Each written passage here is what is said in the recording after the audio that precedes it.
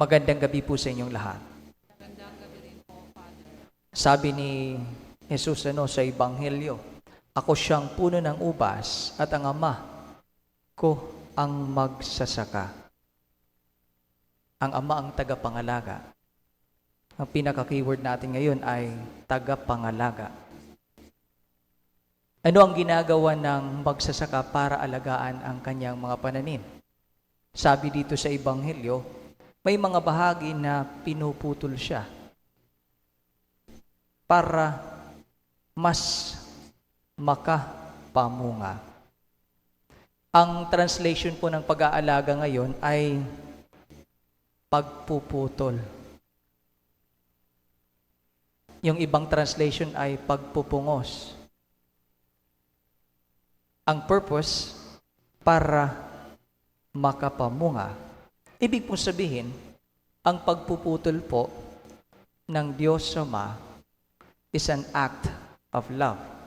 Sa ating Ebanghelyong binasa ngayon, sabi dito, ang pagpuputol ng Ama ay sa pamamagitan ng kanyang salita. Yung Biblia.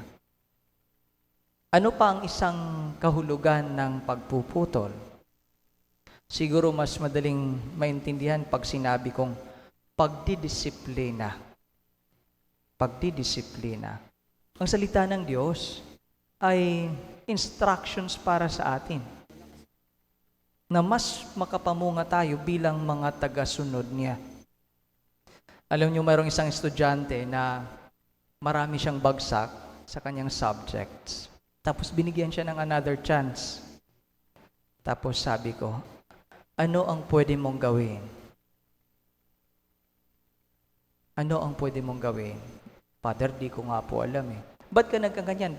Bakit bagsak-bagsak? Father, sobra-sobra sa laro. Diba? Sobra-sobra sa laro. Sabi ko, okay, itong pwede mong gawin. Ilang oras ba ang laro nyo? Recreation. 1.5 hours, Father. O gawin mo na lang 1 hour. Yung 30 minutes, mag-aral ka muna. Sakripisyo. Para mas makapamunga, meron tayong mga bagay na kailangang isakripisyo. Ganon din sa pagdidisiplina sa pamilya, sa mga anak.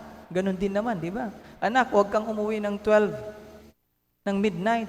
Dapat alas 6 na ng umaga. Huwag umuwi ng 12 ng midnight. Dapat 10 o'clock. Di ba? May curfew. May mga barangay ngayon na ini-instill yung curfew. Curfew is a way of discipline. Isang disiplina. Gayon din naman sa ating pananampalataya, ang naghuhubog po sa atin, ang ating Panginoon.